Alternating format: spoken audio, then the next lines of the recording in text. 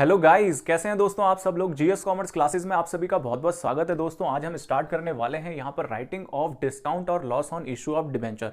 दोस्तों इस टॉपिक को कराने से पहले मैं आप लोगों से एक उम्मीद ये कर सकता हूँ कि आप लोगों ने इशू ऑफ डिबेंचर और रिडम्पशन ऑफ डिबेंचर अच्छे से कर लिया होगा। मैं ये नहीं बोल रहा कि आप लोगों को वो 100% आता हो, बट आपने किया होना चाहिए, तब जाकर ये टॉपिक आप लोग समझ पाओगे अच्छे से। ठीक है, अगर आप इसके मार्क्स की बात करते हो कितने मार्क्स का आता है, तो मैं आपको साफ साफ बता दूं, देखिए वैसे तो एग्जाम में टॉपिक बहुत कम आता है, यानी ना के बराबर आता है, लेकिन जिस बार ये टॉपिक अगर आगे एग्जाम में, तो या तो ये 4 नंबर का आएगा या 6 नंबर का आएगा। तो अगर आप 100 आउट ऑफ 100 के लिए जा रहे हो या 95 प्लस के लिए अगर आप जा रहे हो, तो आप समझ लीजिए ये टॉपिक आप छोड़ नहीं सकते, आपको हर हालत में करना होगा, चाहे ये पास्ट में आया हो या ना आया हो। ठीक है, तो दोस्तों टाइम वेस्ट नहीं करते, सीधा हम लोग इसको स्टार्ट करते हैं। आ जाइए। तो गाइस ध्यान से देखो, इस टॉपिक को ये दो पार्ट में डिवाइड है यहाँ पर। एक तो हो गया राइटिंग ऑफ, दूसरा हो गया डिस्काउंट और loss on issue of debenture.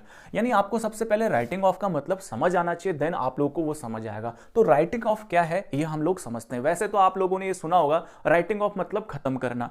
क्या राइटिंग ऑफ का मतलब सिर्फ खत्म करना है, या और भी इसका कोई सेंस होता है अकाउंटिंग की दुनिया में, या कोई इसका फायदा होता है अकाउंटिंग की दुनिया में? तो आज हम इसको एक्चुअल में क्या है जानते हैं, फिर जाकर हम इससे इसको कनेक्ट करेंगे। तो यहां पर ना मैं आप लोगों को जो भी एग्जांपल दे रहा हूं वो आप लोगों को नोट नहीं करना। आप लोगों को क्या नोट करना है, जहां से मैं बोलूंगा वहां से आप लोग नोट करना शुरू करना, जो आप लोगों के लिए रिलेवेंट होगा। फिलहाल अभी मैं आप लोगों को थोड़ा सा बेसिक नॉलेज दे रहा हूं राइटिंग ऑफ की। तो आ जाइए, देखिए मैं आपके सामने क्वेश्चन लिखता हूं। तो गाइस ये क्वेश्चन है आपके सामने, क्या लिखा हुआ है, 10,000 डिबेंचर हैं जिनका रेट ऑफ इंटरेस्ट कितना है, 10% है। कोई मतलब नहीं खैर अभी, और अब वो हमने क्या कर रखे हैं, इशू कर रखे हैं। फिर बोल रहे हैं कि उन डिबेंचर की जो फेस वैल्यू थी वो 10 रुपए एक डिबेंचर की थी, और इशू प्राइस यानी जो पब्लिक से हमने मंगाया वो 9 रुपए था। यानी 10 रुपए की चीज को 9 में आपने जनता में इशू किया, तो 1 रुपए का यहां पर डिस्काउंट आप लोगों को देखने को मिला। तो अगर मैं यहां पर जनरल एंट्री की बात करूं, तो सबसे पहले जो एंट्री होगी जो आप लोगों को आती है, bank account debit to 10% debenture application and allotment. मैंने आप लोगों को बताया था कि जब आप लमसम का केस कर रहे हो इशू के टाइम में डिबेंचर का, तो एप्लीकेशन अलॉटमेंट कंबाइंड अकाउंट यहां यूज करना है आप लोगों को। ठीक है, तो यहां पर जो मल्टीप्लाई होगा वो तो आप लोग जानते हो, 10,000 इंटू में 9, क्योंकि पैसा ही इतना आया है तो उतने से आप मल्टीप्लाई करोगे, क्योंकि जनता ने जितना पैसा दिया वो डेबिट होगा, इतने की आपकी लायबिलिटी अभी फिलहाल बनी है। अब हम लोग जब डिबेंचर इशू करेंगे तो क्या एंट्री हो जाएगी, तो एंट्री होगी हमारी 10% debenture application and allotment to 10% debenture account.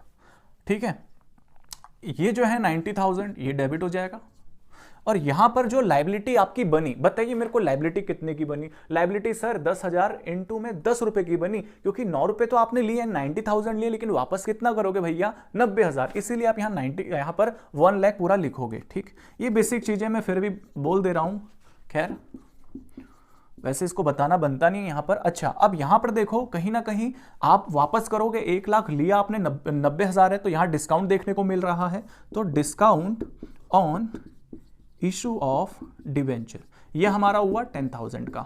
और ये हमारा एक एक्सपेंस टाइप का बोल दो, लॉस टाइप का बोल दो, तो जितने भी एक्सपेंसेस लॉसेस होते हैं वो हमेशा डेबिट होते हैं, इसीलिए मैंने इसको भी डेबिट किया है। तो इसमें तो कोई दिक्कत नहीं, क्योंकि ये तो आप लोग अच्छे से कर चुके हो। अब यहां से ना हम थोड़ा सा ये जो है, ये जो टॉपिक है इसको हम समझने के लिए चल रहे थे कि इसको राइट ऑफ करने का मतलब क्या है। तो मैं जानबूझ के आपको इसी टॉपिक से राइटिंग ऑफ का मतलब समझा रहा हूं, क्योंकि अब हमें पढ़ना यही है तो इसी को ले लेते हैं, है ना। तो देखिए अगर मैं आपको एक बैलेंस शीट दिखाऊं, ध्यान से देखना, मैं थोड़ा पुरानी चीजें यूज करूंगा, वैसी बैलेंस शीट यूज करूंगा जो आप बचपन से पढ़ते हुए आ रहे हो, लेकिन मैं चाहता हूं कि बैलेंस शीट से पहले आप लोग यहां पर एक अकाउंट बनाइए। अकाउंट किसका सर, अकाउंट जो हमारा बनेगा, एक मैं आपसे पूछना चाहता हूं, अगर ये एंट्री है आपके सामने तो बताइए कौन कौन से अकाउंट यहां पर बन रहे हैं। देखिए ये अकाउंट तो यहां पर आपका खत्म हो गया, ठीक है। फिर उसके बाद बैंक अकाउंट एक रहा आपका, दूसरा क्या है, ये डिबेंचर और डिस्काउंट वाला, ये 3 अकाउंट बनेंगे। तो बैंक का मैं बना नहीं रहा, मैं ये 2 अकाउंट बना रहा हूं। मान लो अगर आपसे बोल देता है क्वेश्चन कि अकाउंट बनाइए, तो एक 10% डिबेंचर का अकाउंट मैं बना रहा हूं यहां पर,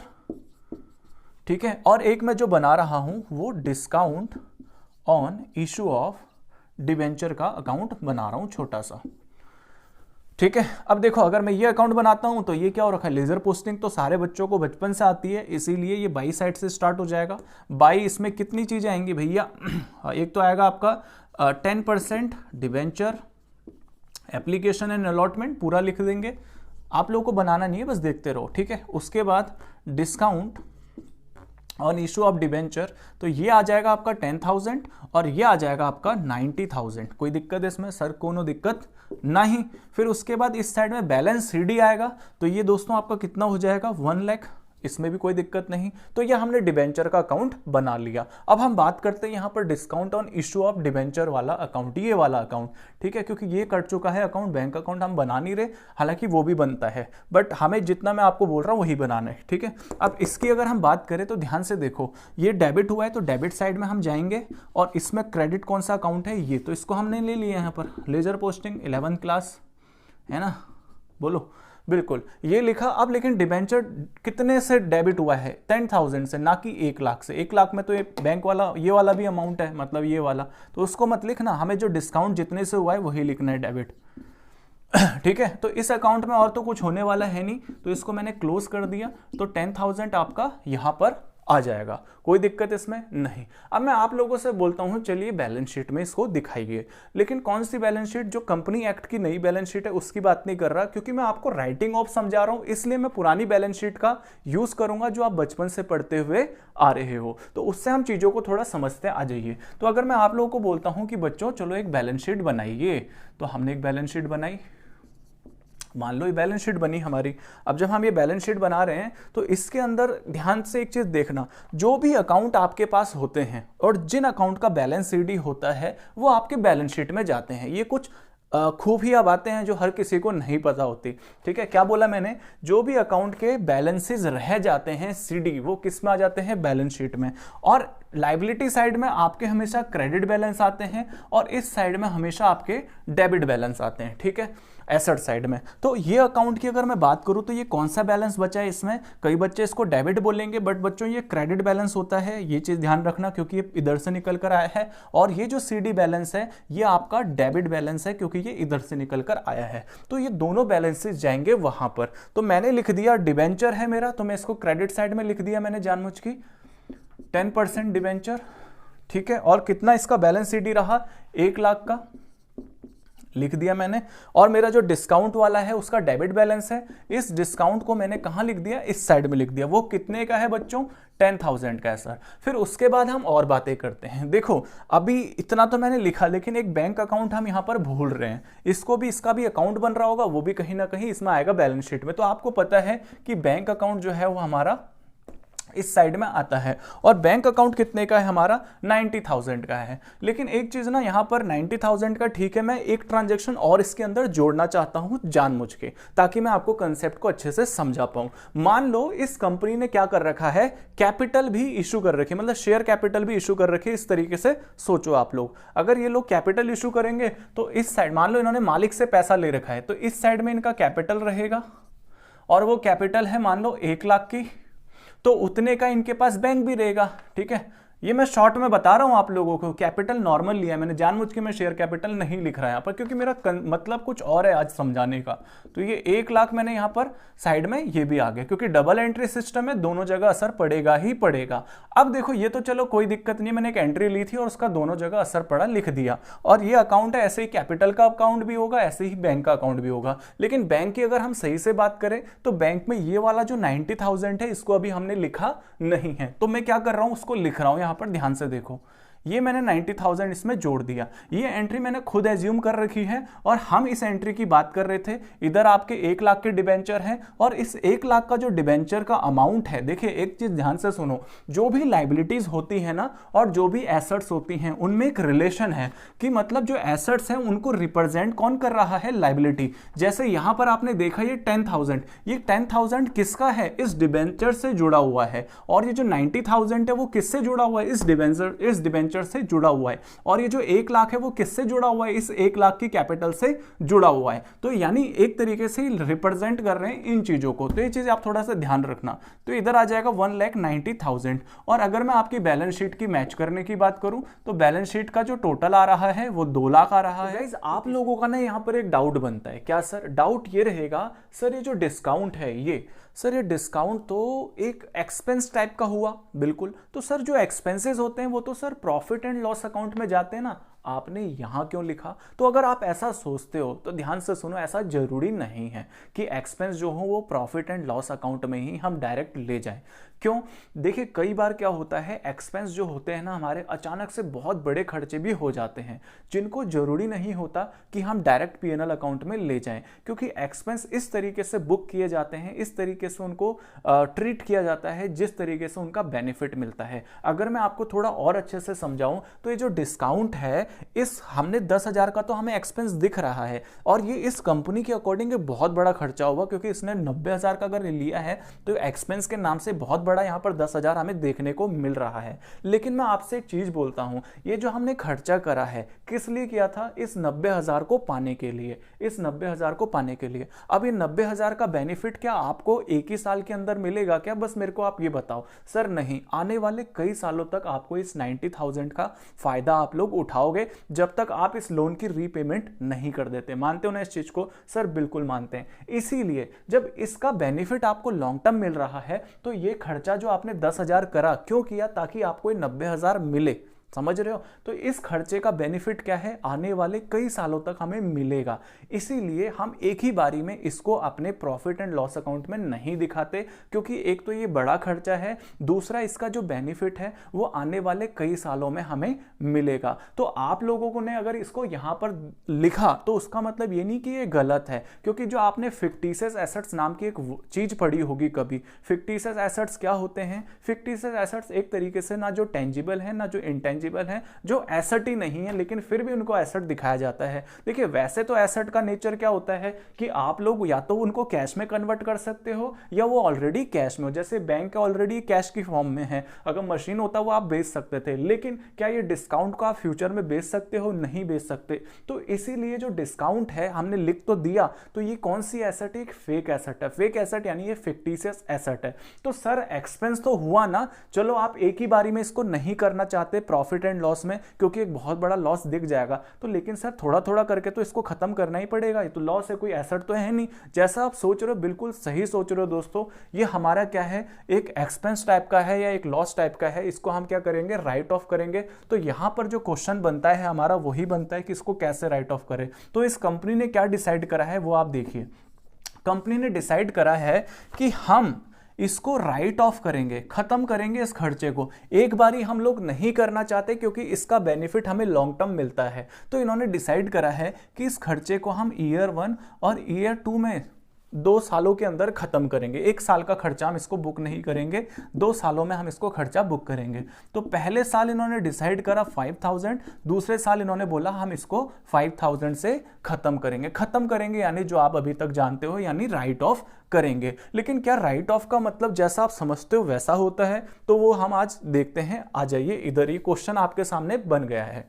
तो गाइस ईयर 1 की अब मैं बात करने वाला हूं, यहां पर ध्यान से देखो। तो मैं क्या करने वाला हूं, इसको राइट ऑफ कर रहा हूं, ध्यान से देखो। देखिए राइट ऑफ करते हैं तो आप लोगों को पता है कि आप पीएनएल अकाउंट डेबिट टू क्या करते हो, ये जो खर्चा आपने डेबिट किया था, डिस्काउंट क्या हुआ था आपका? डेबिट होता है। डिस्काउंट जब भी बनता है, discount on loss on issue of debenture debit होता है। तो इसको अगर हम राइट ऑफ करेंगे यानी खत्म करेंगे तो ये क्रेडिट होगा नहीं होगा? बिल्कुल होगा सर। इसीलिए मैंने क्या करा, discount on loss on issue of debenture, ठीक है, डिबेंचर ये किया। और इसको मैंने पीएनएल की जगह मैंने यहां पर स्टेटमेंट ऑफ पीएनएल लिखा, क्योंकि मैं थोड़ा कंपनी के पॉइंट ऑफ व्यू से आपको समझा रहा हूं, इसीलिए मैंने एसओपीएल यहां पर इसको लिखा है। तो आगे बढ़ते हैं। अब देखिए फर्स्ट ईयर की मैं बात कर दी जब यहां पर, तो 5,000 का हम लोगों ने राइट ऑफ कर दिया जैसा इन्होंने बोला था। अब जैसे ही मैं ये लिखता हूं तो इसका असर कहां पड़ने वाला है? एसओपीएल के अंदर, यानी प्रॉफिट एंड लॉस अकाउंट के अंदर इसका असर पड़ेगा। तो एक बार मैं आप लोग को दिखाता हूं प्रॉफिट एंड लॉस का क्या हाल है इस कंपनी का। कुछ भी लिखना नहीं है, लिखो मत, बस समझा रहा हूं। ये कुछ भी ऐसा नहीं है जो आपको एग्जाम में बनाने के लिए आएगा, ये सिर्फ आपकी अंडरस्टैंडिंग को बढ़ाने के लिए। ध्यान से देखो, ये आपका प्रॉफिट एंड लॉस अकाउंट है। मान लो इसमें बहुत सारे खर्चे हुए, एक्सपेंसेस, इनकम, हर चीज हुई, तो फाइनली आपको यहां पर कितने का प्रॉफिट दिख रहा है? मान लो 20,000 का। 20,000 का हमको मान लो कैश में एक प्रॉफिट देखने को मिल रहा है। इस प्रॉफिट एंड लॉस अकाउंट के अंदर। अब क्या हुआ, अगर हम कुछ नहीं करते तो ये 20,000 किसको जाएगा दोस्तों, मालिक को जाएगा नेट प्रॉफिट के नाम से। मालिक कौन है, ये कैपिटल वाले, यानी कैपिटल में वो जुड़ जाएगा। फिर मालिक क्या करेगा, इस पैसे को अपने घर ले जाएगा यानी विड्रॉ करेगा। ऐसा ही होता है बिल्कुल। तो कंपनी नहीं चाहती कि सारा का सारा मालिक ले जाए। कंपनी ने क्या करा, ध्यान से सुनना, कंपनी ने इसको राइट ऑफ किया है, तो इसका असर यहां पर पड़ा होगा। तो वो क्या कर दिया हमने, ध्यान से देखो, एसओपीएल टू एसओपीएल यानी प्रॉफिट एंड लॉस, ठीक है, SOPL to discount on issue of debenture. तो ये क्रेडिट हो गया यहां पर, सॉरी डेबिट हो गया। तो discount on issue of debenture मैंने यहां पर लिख दिया। और वो कितने का लिखा बच्चों, मैंने 5,000 का लिखा, जितने का था। फिर ये हो गया हमारा पहला साल का नेट प्रॉफिट, कितना वो हुआ हमारा 15,000 का। अब मेरे को एक चीज बताओ, ध्यान से बताना, कैश कितना आया था, 20,000। कैश कितना आया था, प्रॉफिट 20,000। मालिक कितना ले जाएंगे, 15,000। कैश बच कितना जाएगा बिजनेस के अंदर, सही सही बताना ईमानदारी से, सर 5,000 का। क्या ये पैसा मैंने किसी बाहर वाले को दिया है क्या, 5,000, 20,000 आया था, 15,000 मालिक ले जाएगा। ये पैसा क्या कोई बाहर वालों को दिया मैंने, नहीं, ये पैसा एक तरीके से मैंने ब्लॉक कर दिया। समझ रहे हो आप लोग यहां पर लिखने का मतलब इसको। तो कहीं ना कहीं हम ना एक तरीके से राइट ऑफ तो कर रहे हैं, लेकिन राइट ऑफ करने के साथ साथ पैसे को ब्लॉक भी कर रहे हैं। क्यों कर रहे हैं सर पैसे को ब्लॉक, क्योंकि देखिए दोस्तों, आपने अभी मैंने जो क्वेश्चन बताया था, 90,000 तो हमें मिले थे, 90,000 कैश में मिला था हमें डिबेंचर से, 1 लाख में से, और वापस कितना करना है, 1 लाख रुपए वापस करना है। तो ये जो 90,000 प्लस में 10,000 का जो बंदोबस्त है, ये जो 90,000 मिले लेकिन बाकी 10,000 कहां से लाओगे, तो जो बंदोबस्त है वही मैंने किया है। मैंने 5,000 रुपए डिबेंचर के लिए ही एक तरीके से साइड में रख दिए हैं। समझ आया, बिल्कुल सर। आ जाओ, अब इसको थोड़ा सा हम आगे समझते हैं। देखो, ये प्रॉफिट एंड लॉस बना, उसके बाद ना मैं बैलेंस शीट बनाकर दिखाता हूं आप लोगों को, बैलेंस शीट में इससे क्या असर पड़ता है। यही आपका राइटिंग ऑफ है, ठीक है, जो आप बोलते हो ना राइट ऑफ, वो ये है। लेकिन इसका असर जरूर आप देख रहे हो, कहीं ना कहीं कैश को हम बचा रहे हैं, और वो कहीं ना कहीं इसके लिए हम इकट्ठा भी कर रहे हैं। यहाँ पर आ जाओ, अब मैं क्या कर रहा हूँ, ये मैं आपके सामने बैलेंस शीट को रख रहा हूँ पुरानी वाली। तो इसमें क्या क्या चीजें हैं, पहले तो वही लिखी मैंने, ये कैपिटल लिखा मैंने। कैपिटल कितना था भाई साहब, 1 लाख का कैपिटल था, बिल्कुल सर। पिछले साल बैंक कितना हो गया था मेरे पास, बैंक सर 1,90,000 हो गया था। बिल्कुल बच्चों, एकदम सही बोल रहे हो आप लोग, क्या बात है। ये मैंने लिख दिया, ठीक है, 1,90,000। अब उसके बाद और बात करते हैं, और क्या था बच्चों वहां पे, सर 10% के डिबेंचर भी थे, तो वो भी लिख दिए मैंने, 1 लाख के, यही 1 लाख के डिबेंचर थे, बिल्कुल। और क्या था बच्चों वहां पर, सर डिस्काउंट भी था, एक डिस्काउंट कितने का था बच्चों, 10,000 का था सर। ये लो, मैंने ऐसे लिख दिया। अभी मैंने नया कुछ भी इसके ऊपर इफेक्ट नहीं डाला इनकी वजह से, तो अब हम डालेंगे। अभी तो मैंने पुरानी बैलेंस शीट के ही आइटम लिखे हैं, अब यहां का असर देखेंगे हम, ध्यान से देखो। देखो 15,000 का नेट प्रॉफिट आया, बोलिए हाँ या ना, बिल्कुल। किसको जाएगा, मालिक को। तो ये ऐड हो जाएगा यहां पर नेट प्रॉफिट 15,000 का, कोई दिक्कत नहीं। ये कितना हो जाएगा, कैपिटल 1,15,000 हो जाएगी, बिल्कुल। अच्छा, मेरे पास बिजनेस के अंदर कैश कितना आया है, जो नया कैश आया है, 20,000 का आया नहीं आया, जिसमें से 15 मालिक ले जाएगा, 5 बिजनेस के अंदर रहेगा। तो कैश कितने का बढ़ा मेरा, 20,000 का बढ़ गया। ये लो, ये मैंने इसमें जानबूझ के ऐड कर दिया। मान लो बैंक है ये, ठीक है, उस फॉर्म में ले लो इसको। तो ये आ जाएगा आपका 2,10,000, ठीक है। मैं डीप ले गया हूं आप लोगों को। अब एक तो इतना हमने किया, दूसरी बात देखो दोस्तों, ये कहीं ना कहीं आपने क्या करा, जो डिस्काउंट था आपका, जो डेबिट हो रखा था, उसको हमने कम किया नहीं किया, बस इतना बताओ मेरे को। सर बिल्कुल, आपने 5,000 का जो डिस्काउंट है उसको खत्म कर दिया है, कर दिया ना, तभी तो पहले डेबिट था, ये क्रेडिट करके 5,000 से कम कर दिया। अकाउंटिंग की दुनिया ही यही होती है, प्लस माइनस की। तो यहां से कहीं ना कहीं हमारा 5,000 जो है वो माइनस हो चुका है। अभी इधर कितना बचा है हमारा, 5,000 का डिस्काउंट। तो राइट ऑफ हुआ था, पहले 10,000 का था, राइट ऑफ करके अब 5,000 रह गया। देखो इसके अंदर जो मालिक का है ना, वो ध्यान से देखो आप, क्या है, 1,15,000 तो इसके अंदर मालिक का होगा, बोलो हाँ या ना। यही तो था इधर, कैपिटल का कितना, 1,15,000, तो शेयर कैपिटल का 1,15,000 हुआ। प्लस और क्या है इसके अंदर, वो मैं आपको बता दूं, 95,000 इसके अंदर डिबेंचर के हैं। कैसे सर, देखो ना आप, पहले कितने थे डिबेंचर के, 90,000 थे, और ये 10,000 ये था। लेकिन अभी कितने हो गए डिबेंचर के, 95,000। कैसे, 5,000 अभी जोड़ दिया ना हम लोगों ने, 1 लाख में से 5,000 डिबेंचर का अभी भी फेक पड़ा हुआ इधर, फेक, जैसे इधर 10,000 फेक पड़ा हुआ था डिबेंचर का, लेकिन एक्चुअल 90,000 था। अब यहां पर क्या हुआ, हमने इस 10,000 में से 5,000 को कैश में कन्वर्ट कर दिया, तो 90,000 की जगह वो चीज कितने की हो गई डिबेंचर की, 95,000 की। तो ये जो लेस हुआ वो कन्वर्ट हो चुका है किस में, कैश में। तो ये जो इसके अंदर 5,000 जुड़ गया हमारा, वो कैश जुड़ा, इसीलिए मैंने यहां से उसको उड़ा दिया। तो 5,000 यहां से उड़कर ऊपर जुड़ गए हैं। 15,000 मालिक का था इस 20,000 के अंदर, और बाकी 5,000 किसका है, डिबेंचर वालों का। यही तो मैं बताना चाहता हूं। तो ये एक प्रोसेस चल रही है, देखो राइट ऑफ हो रहा है, लेकिन और उसके साथ क्या क्या चीजें होती हैं ये जानना भी बड़ा जरूरी हो जाता है।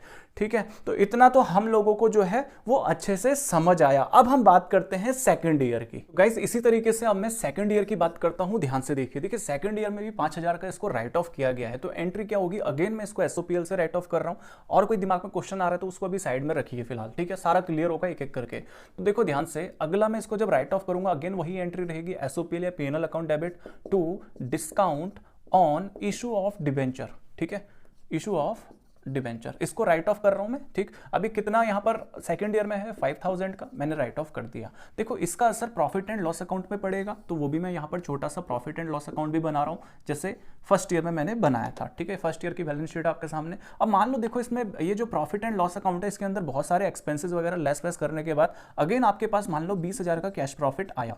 ठीक है, कैश प्रॉफिट आया कितने का, 20,000 का कैश में आया, मान लो बैंक की फॉर्म में ले लो इसको 2 मिनट के लिए समझने के लिए।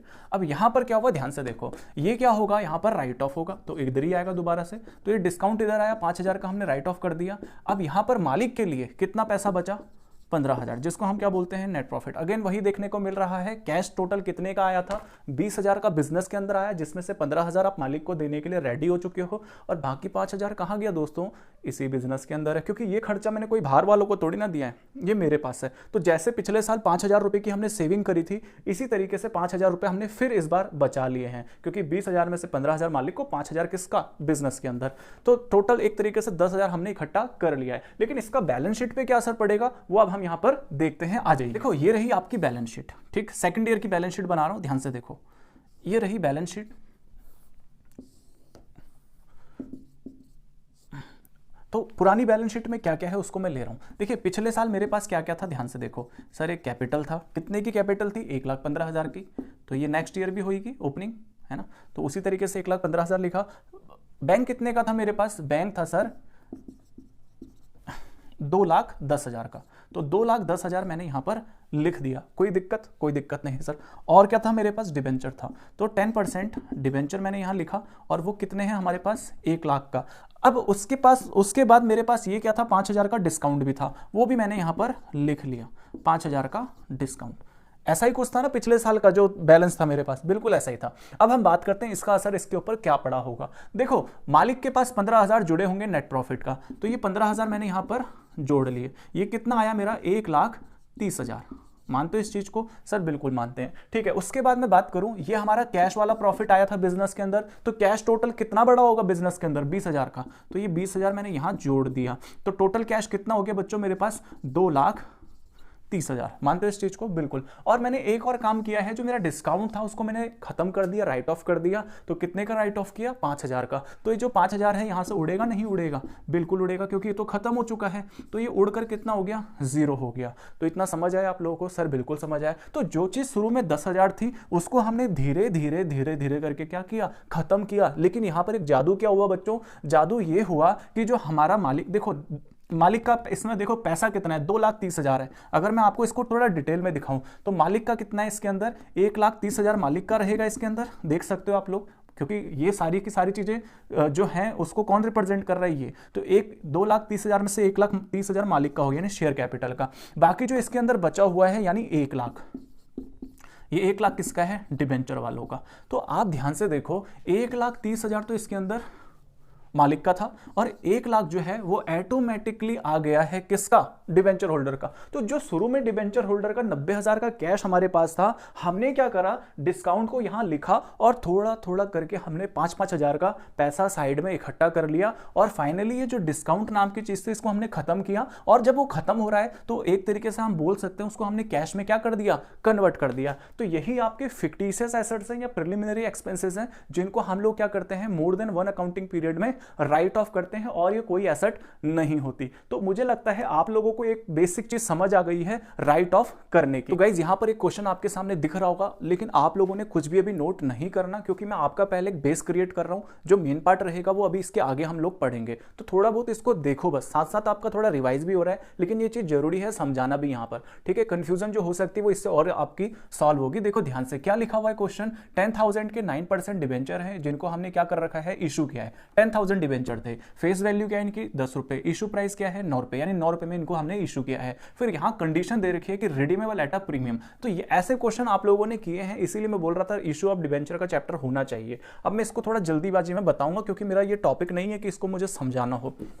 तो इसकी एंट्री क्या होगी वो एंट्री देख लेते हैं। Bank account debit to percentage debenture 9%, debenture application and allotment, यही एंट्री होगी। पैसा कितना आया 10,000 इंटू में 9, कोई दिक्कत इसमें नहीं। तो 90,000 रुपीज आपके पास कैश में आया, ये मैंने लिख दिया यहां पर। फिर उसके बाद क्या होगा दोस्तों, ध्यान से सुनो। उसके बाद 9% debenture application and allotment to 9% debenture account, ऐसा ही कुछ होगा। बिल्कुल सर। अब एक चीज ध्यान से देखो, हमने डिबेंचर 90 रुपए का 9 रुपीज का इशू किया है, और उसको रिडीम कितने पे करेंगे हम, 2 रुपए प्रीमियम के साथ, यानी 10 + 2 यानी 12 रुपए में हम उसको इशू करेंगे। एक तरीके से यहां पर हमें 3 रुपए का नुकसान हो रहा है टोटल, क्योंकि 9 रुपए हमने लिए हैं आज, यानी 90,000, 10 इंटू में 9 90,000 लिए हैं, और देखा जाए तो 3 रुपए का फ्यूचर में नुकसान हमें हो रहा है। तो इस बार थोड़ा सा कंडीशन, फ्यूचर कंडीशन को देखकर हम लोग एंट्री कर रहे हैं। तो आपको पता है कि यहां पर एक premium on redemption of debenture आ जाता है, इसका लॉजिक हर चीज मैं समझा चुका हूं आप लोगों को।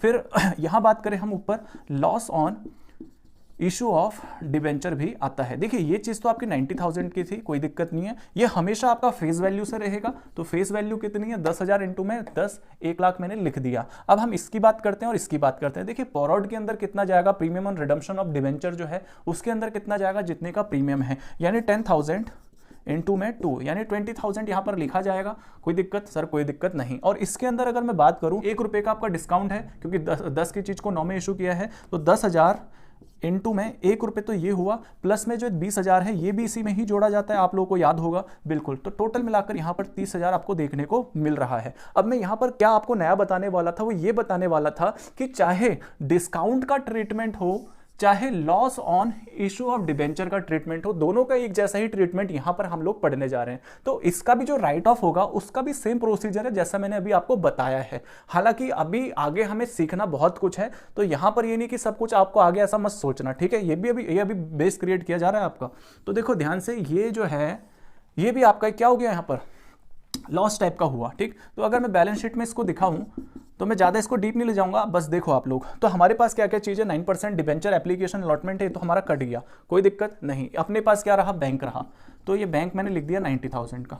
और क्या क्या चीज है दोस्तों अपने पास अपने पास एक ये है, ये 2 चीजें हैं, है ना, दोनों क्रेडिट नेचर की हैं। तो इधर आ जाएगा आपका 9% डिबेंचर, तो वह मैंने लिखा कितने का, 1 लाख का, ठीक है। उसके बाद क्या है आपके पास, बोरॉड, ये लाइबिलिटी साइड का है। अगर आप इसका अकाउंट बनाते हो तो इसका बैलेंस शीट क्रेडिट नेचर का आएगा, ठीक।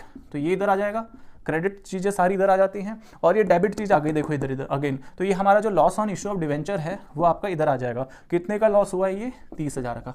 तो सर इसको एक ही बारी में क्यों नहीं डाला, क्योंकि बहुत बड़ा अमाउंट है। अगेन हम इसको थोड़ा थोड़ा करके राइट ऑफ करेंगे, लेकिन वो मैं आप लोगों को नहीं कराने वाला। बस आप लोगों ने समझ गए हो कि इसको राइट ऑफ कैसे किया जाता है, लेकिन इसका भी वही तरीका होता है, थोड़ा थोड़ा करके इसको हम क्या कर देंगे, कैश में कन्वर्ट कर देंगे। तो मैं यही आपको बोलना चाहता था कि यहां पर इसका ट्रीटमेंट भी हम लोग सीख रहे हैं और इसका ट्रीटमेंट भी हम लोग सीख रहे हैं। गाइज यहां तक तो आप लोगों को समझ आ गया। अब एक आपका डाउट होगा, क्या सर सब चीज समझ आया, लेकिन डाउट ये है क्या सर इसको एसओपीएल यानी प्रॉफिट एंड लॉस अकाउंट से ही राइट ऑफ किया जाता है इन दोनों को, ये आपका सवाल हो सकता है। तो अगर आप ऐसा सोचते हो या ऐसा पूछते हो तो ऐसा जरूरी नहीं है। इसको हम राइट ऑफ कहां से कर सकते हैं वो मैं आपको बता रहा हूं, क्योंकि ये एग्जाम का इंपॉर्टेंट क्वेश्चन यहां पर बन रहा है।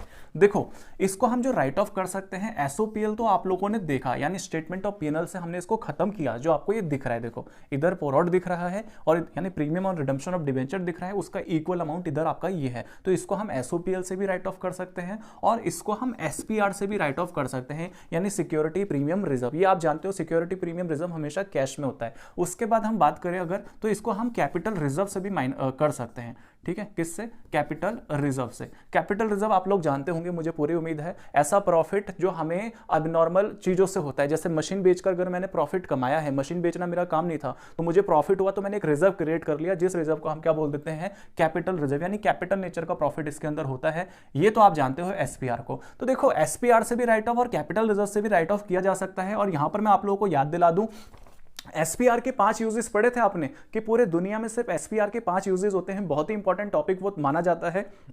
और उसमें से एक जो यूज था वो यही था कि जो loss on issue of debenture रहेगा उसको राइट ऑफ करना कहां से किया जाता है? इस एसपीआर से। तो इसीलिए एसपीआर का भी यहां पर हम यूज कर रहे हैं। अब सर अगर एग्जाम में कुछ ना दिया हो तो हम कैसे करें? तो देखो इसका ना सीक्वेंस है, पहले आप इसको कैपिटल रिजर्व से करोगे और फिर उसके बाद एसपीआर से, अगर एसओपीएल पढ़ा है तो इससे करोगे। खैर इस चीज को मैं अभी बाद में बताऊंगा जब मेन टॉपिक पे आएंगे, बट मैं यहां पर आपको ना ये दिखाना चाहता हूं कि एसपीआर से आखिर इसको कैसे राइट ऑफ किया जा सकता है, ये कैपिटल रिजर्व से इसको कैसे राइट ऑफ किया जा सकता है। तो आपके सामने एक क्वेश्चन है, ध्यान से देखो। इधर आपका लायबिलिटी साइड है, एसेट साइड है। लायबिलिटी जो होती है हमेशा रिप्रेजेंट करती है एसेट को। तो इधर एसपीआर दिया हुआ है 10,000 का, तो इसका मतलब क्या है? ये जो एसपीआर ये बोल रहा है बैंक को, हे बैंक तेरे पास जो 10,000 रुपए पड़े हैं वो मेरे हैं। और ये फॉरवर्ड क्या बोल रहा है? हे फेक एसेट तू मेरे से रिलेटेड है। ये इसी की वजह से तो आता है फॉरवर्ड। और ये दो चीजें क्या है? प्रीमियम और रिडम्पशन ऑफ डिबेंचर और loss on issue of debenture एक दूसरे से रिलेटेड है या नहीं है? बिल्कुल रिलेटेड है। तो आप ध्यान से देखो आप लोग, अब हम इसको कैसे राइट ऑफ करेंगे? तो ये जो loss on issue of debenture है इसको राइट ऑफ इससे किया जा सकता है, किससे? एसपीआर से। यानी यहां से इसको उड़ा दूंगा मैं और यहां से क्या करूंगा? 5,000 में कम कर दूंगा। इधर से 5,000 उड़ाए और लायबिलिटी से ही मैंने 5,000 उड़ा। लेकिन ये मैंने ऐसे ही नहीं किया होगा, इसकी एंट्री लगी होगी। मतलब एंट्री क्या लगी होगी? एसपीआर तो वैसे क्रेडिट होता है, आपने एसपीआर की एंट्री पढ़ी होगी कि एसपीआर हमेशा क्रेडिट होता है जब भी वो बनता है। लेकिन एसपीआर को मैंने यहां पर कम किया है, तो एसपीआर हमारा क्या हुआ होगा बच्चों? डेबिट हुआ होगा। और ये जो लॉस है हमारा वो क्या होगा?